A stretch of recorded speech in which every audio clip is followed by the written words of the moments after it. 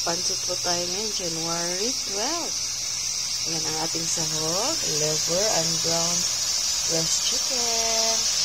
Nagawa yan ni Bunso yung ground breast chicken. So, dito tayo. Fresh with patola and cabbage and Sichuan. So, yan po ang pagkain. January 12. Yan ang pagkain. Liit niya. Okay.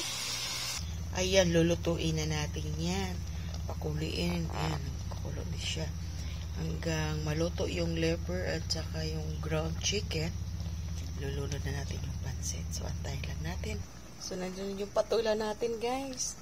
And the Baguio beans. So, malapit-malapit na tayo. Thank you so much for watching. Please like, share, and comment down below. And please subscribe, guys. And we are 7,000 already. Thank you so much sa lahat ng bago kong subscriber. And mega love shout out. Okay na, ito na po.